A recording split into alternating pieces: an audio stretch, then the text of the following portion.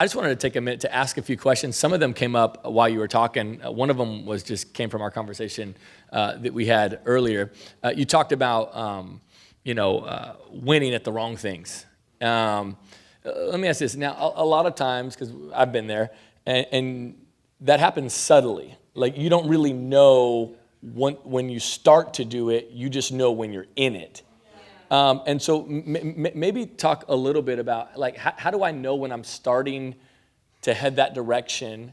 And because I think so much of this, right, is closing the gap from that moment to, when you're in it. And so maybe talk a little bit about maybe coming to, and when you got into that point, and then what was the way out? Sometimes we know we're in it. Yeah. We just don't know how to get out. I think number one, just for me, it was like, for me, my wife, it would be like the first drink. For me, it was the first time somebody was like, "You're amazing." And the accolades of other people became intoxicating. Yeah. And how I knew, I didn't know now, when I look back on it, how it was an issue when nothing else satisfied me like that did. Right? And so I remember just preaching and be like, man, this feels amazing. And I had no idea back then that the dopamine in my brain was being fed. And, yeah, right. And when I walked off the stage, when home didn't satisfy me, when being with my kids didn't satisfy me, the only place that satisfied me was when people said, "You're amazing." That sermon was awesome. Yep. And it became intoxicating. Yep. And I honestly, and I started to like long after that. Yeah. Instead of, I'd be on vacation, like, man, I can't wait to go preach somewhere. Yeah. Like, when anything in your life is unmanageable. It was unmanageable. Yeah. There was not enough stages that could satisfy me. Right. There was not enough calls. There were not enough invites that could Right. satisfy me. And how I dealt with it finally. So I got to the place where I was doing ministry. I was getting invited. My wife is you guys know her story. I just shared a little bit about her story. Pornography started calling me again. I'd be in the hotel by myself thinking about the wrong thing. And then I started negotiating with my call. Yeah. Started negotiating like, if I'm not going to be married to her anymore, I'm going to look for another wife in this crowd. Like, and everything all my values became negotiable. Wow. So when you have values and you kind of start negotiating with values, like, what am I doing? Right. I'm a fake. Right. I'm a phony. And I just got tired of being fake. I got tired of telling everybody, it's all good. How you doing? I'm blessed, man. God is faithful. He's so good. No, I was a fake and a phony. Wow. And I got tired. You can't keep up with being someone you're not. Right. You right. just cannot keep up with a fake persona. Like, it's tough. Right. And I felt like God was looking for me to heal, but he couldn't find me because I was too busy trying to be somebody else. Right. Right. So you kind of know, lean into it. Yeah. When you fake and phony, and then have accountability. Yeah. Have somebody in your life to be like, yo, you tripping. Right. Something ain't right about you. Yeah. I mean, I had that in my life. Yeah. Yeah. That's awesome. So first of all, I'm so amazed at how you share your story. This is really the first time, that I'd heard you preach was at ARC this last year. And I was just like, man, this is unbelievable. Talk a little bit about, because all of us go through things. When is it appropriate to share our story for the means of ministry? Now, different than like, a counterpart, somebody that you're journeying, or a pastor. But when do you feel like it's appropriate? Like, it probably wasn't like day one that you and your wife started sharing the story. Obviously, you're talking about 4 years of sobriety, things like that. Things that you losing weight, stuff like that. Yeah. When is it appropriate to share our story as a means of ministry? Well, I think you got to know the difference between confession and conquering. Like, there's one thing to be like, you're sharing your story because you're confessing it. You're not Right. You're not over it. You just feel released. You just feel like you dumped, not led someone else to destiny. Yeah. Like, I just got to get this off my chest. That's a confessional. You tripping. Right? Yeah. And you can tell. Yeah, you can. You can tell when somebody's just confessing. Because there's no contrition. There's no brokenness. Yep. right? Like if you think about when David screwed up, wrong set of words. Oh, When you David use messed that. up. I use Okay. words in that, yeah. When David messed up with Bathsheba, right? If you look at what he did afterwards, right? I don't know exactly where it's at, but he said he got up, right? He washed and anointed himself. He changed his clothes, and he went back in the house and worshiped. So after the child died, he got up. He got up. Yep. Like, can you pick yourself up? Like he got up. Yeah. The situation didn't change, but he just got up. Let me tell you this, let me say it this way. Your position won't change until your posture changes. Yeah. Yeah. So I'm just going to have a different posture. I'm a conqueror. Yeah. I'm going through this, but it ain't going to kill me. Yeah. Number two, what he did is he washed and anointed himself. Yeah. So he had been anointed by somebody else, but could he look in the mirror and say, you're still called? Yeah. You're still anointed. And then he changed his clothes. He changed an environment. Yeah. He changed his relationships. Yeah. He changed Yep. his friends. Yep. He changed his passwords. Yep. He changed. Yeah. And then he went back in the house and worshiped. Yeah. And so for me, Irene didn't tell her story until 2 years of trusting herself. Yeah. Yeah. Right? Like it was a little bit, like everybody could see my failure. I was 420. So I couldn't tell a story till I lost the weight. like if you think about this, there's some people who wrote books on weight loss, and you still fat. Right. It's true. It's true. It's true. Right. Right. If it's still a test, it's not a testimony. Yeah. Yeah. Still a test. Totally. That's so good. Speak to, I want to get into the diversity question a little bit. Speak a little bit, something that we say a lot, we say this from the platform, we say this from greeters, we say this from everything, is people got to see themselves. Yeah. Period, right? Like, you can't control who comes to your church, but you can elevate who does. Yeah. And so for us, we're always trying to go, okay, we want a diverse culture from race to age to everything. Sometimes the knock on us is we're like the young adult church. Yeah. And so we put all of our old people out front. Like, and we have the young adults out there too, but like, we're always trying to leverage that. So maybe talk a little bit on some mistakes. You got to mention any churches by name, but like mistakes that you see predominantly white churches that have a desire for diversity and do have a measure of diversity. We do have a measure of diversity, but just continually wanting to learn and get better. What are some things you're like, good. Hey, dog, don't do that? Yeah, so, wow. There's so many thoughts going through my head. And feel free to say whatever. You're not going to because offend I've been in crazy non-diverse environments. Yep. So I'll say this, number one, like understand that there's a difference between diversity and unity. Right? Like you can have black folks in your church and ask them to sing all your songs, and you don't have unity, you have uniformity. Wow. Diversity is acknowledging that I'm different. Yeah. Unity is valuing those differences. Wow. Yeah. So I asked my wife a couple weeks ago, I was traveling, I said, hey, can you go pick me up some toothpaste? And she's like, well, what do you want? I said, Colgate. Like, I use Colgate. Like, what are we talking about? We've been married 20 years, right? That's just us. Like, we're great, but we're real. You know what I'm saying? I'm like, Colgate, dummy. And she's like, what's Colgate, jerk? You're like, that's us. We love each other, but it's real. And so she says mint whitening. She's like being sarcastic, Yeah. Like she goes down and names. Look, she takes a picture of all the different Colgates. And man, I was like, what a message for diversity. Yeah. Right? Like if I put more stuff on the menu, I'll get more people that have different appetites.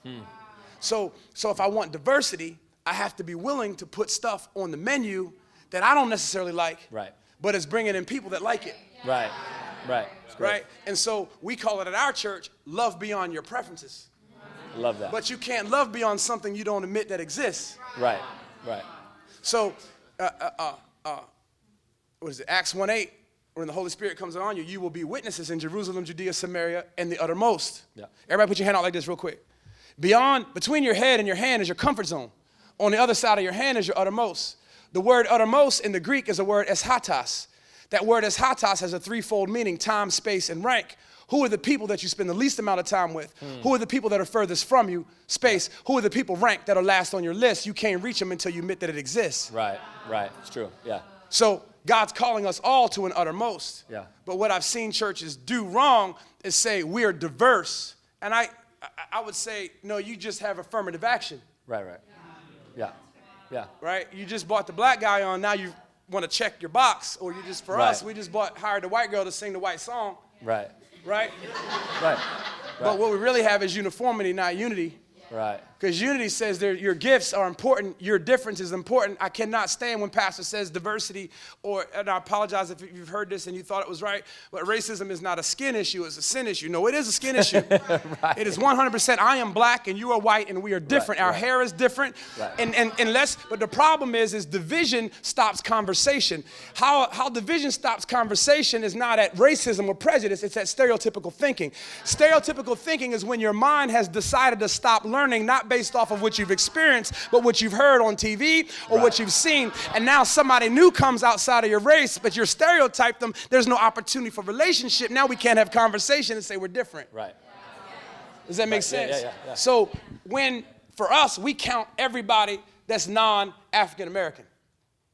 And then we're intentional about going to them and saying, hey, how'd you feel today? Now in our context, white folks ain't used to being a minority. Right. So we have to say, hey, how did you feel being the minority today? Right. And we start having dialogue, but we can't have dialogue when my mind has already decided to stop learning. Yeah.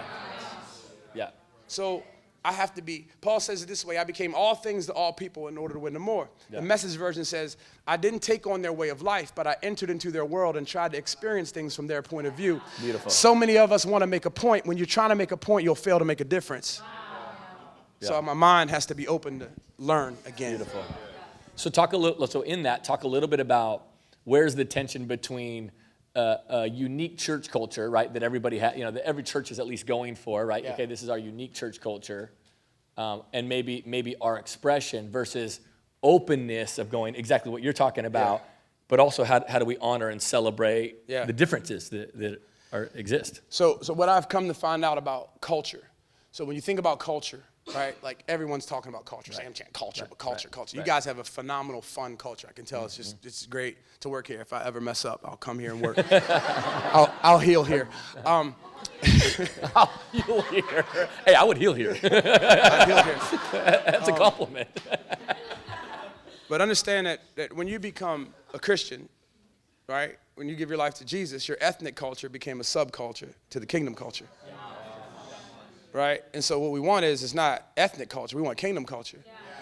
Now, what we understand is kingdom culture is expressed. You may sing the song, the same song, but you allow my ethnic culture to express it in who I am. Yeah. So I can go to Hillsong. When I go to Hillsong, New York, it's Hillsong. Yeah. When we do Hillsong, it's Hillsong. Right. However, it's a black dude on the drums. Right. It's going to be different. It's a little better. It is. It's a little better. We just clap on the 2 and the 4 rather than the 1 and the 3. But I think it's more about expression, not about song choice. So if we just allow the expression of who the guy is, whether he wears skinny jeans or baggy jeans, whether it's played on the B3 or the guitar, it's just expression. And what happens is when you get saved, my ethnic expression is going to come through. If I sing, let's say if Brandon sings This Is a Move, he wrote it. Right. But when Tasha sings it, it's different. But guess what? They're both anointed. Yeah, totally. Yeah, no doubt. So understand that different does not mean better. Right. It just means different. Right, totally. Yeah, no doubt. So I love that. We just express who we are. I love that, man. I could talk about this topic forever, all night. Me too. We probably will at dinner. Yeah. Maybe kind of we'll end on this. Maybe speaking to our church. Our church is 4 years old. We just celebrated 4 years. it's been a ride for sure. Yeah. So maybe what is something right now, just as you see it, minimal from afar and now kind of up close in this context, what is something that should encourage us and what should give us cause for pause? Oh, wow. So we love to say, all right, I'll say it this way. I don't know if this calls for pause. I don't know if I'm going to answer this correctly. This is just what I see, right?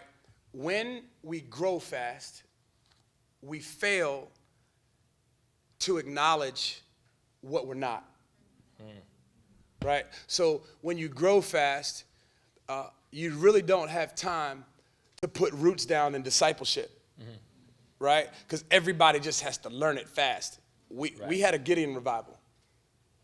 So we grew really fast. In the first year, we were 1,200 in year one, right? And then me and my wife went crazy, and we got to 2,000. We went back down to 1,200. That's a bad day. Yeah. A lot, 365 days bad. Yeah. But what we failed to realize is people were so excited, people were so wanting to be on the team that they weren't personally growing. Our church was growing, but they weren't personally growing. Great. Therefore, they started duplicating themselves. Yeah. So we had a church full of immature people that left when they got offended and talking about it and, just weren't rooted. Yeah. And so I would say, like I said, don't allow your work for God to be a substitute of your time with God. What I'm really saying there is while you're growing, be self-feeders. That's great. Because when you're growing and you're working at church, you're not really growing at church. Right. You're working at church. Right. So I have to have a staff. I have to have volunteers. I have to have people that are self-feeders. If your only diet of the Word of God is on Sunday, you're not eating, you're malnutritioned. Right. No doubt. Right? Because you're working. Yeah. But I'll say fast growth, there's just a warning there, fast growth. It's amazing. It's amazing. It's amazing. But what we really want is long-term growth. No doubt. What we really want is to be in this game forever. Yeah. Right? What we really want is to get there healthy. Yeah. And what I have found out is us growing, one of the things, man, I'm just thinking of this. And one of the things that we were growing fast, I just failed to really look at the warning signs. Yeah. Like, who are you outside of the party? Yeah, no doubt. Like, outside of the celebration. Like, we got to deal with the inner soul. We got to be emotionally healthy. Yep. And I think that, I don't know if that's a warning. I don't know if that's good news, but maybe it's not. But I think the good news is, on the other side of that, is what God has done, right? He only does more. Right. Like, he does take us from glory to glory. Yeah. So it's not a saying to say our best days are ahead of us. Yeah. It's not a saying anymore. Yeah, he's a latter-day God. He's saying, listen, I'm about to blow y'all's. This ain't nothing. Right. I just preached a message. It was for me. But I think it's for y'all. Yeah. So, Moses sends out the 12 spies to go spy out the land, right? Right, Moses? Yeah. So they brought back, sometimes they brought back samples. Yep. Right? Samples. Grapes. Yep. And they say the grapes were huge that they couldn't even carry them. It took 2 people to carry them. Were they that big, or did they see themselves as grasshoppers? Were the grapes really that big? Right. Or was it really how they saw themselves? Right. I want to say it this way. I preached a message at our church called Don't Settle for the Samples. It's easy to call it, this is amazing. Yeah. This is just a sample. Totally. That's great. I don't want the fruit. I want the root. Yeah. Yeah. Right? And I can't, let me say it this way. So the Israelites get rescued from Egypt, right? Like, just because you're free don't mean you're finished. Right. Yep. Right? I still got to get to a promised land. This is nothing compared to what God has. Right. Don't let people settle right here. Yeah. Don't settle for the sample. It's great. Oh, this is amazing. Don't stop growing. Yeah. Yep. Right? Because what happens is the church will outgrow you. And then you'll get upset and say, well, I was there in the beginning. You were, but you stopped growing because you settled for a sample. Right. And now there's new leaders coming they're promised land leaders. Right. Because everybody who up to that point was born in the wilderness died. Yeah. Never saw it. Yeah. Because they settled for samples. Yeah. This is just a sample. Yeah. That's so good. Come on, man.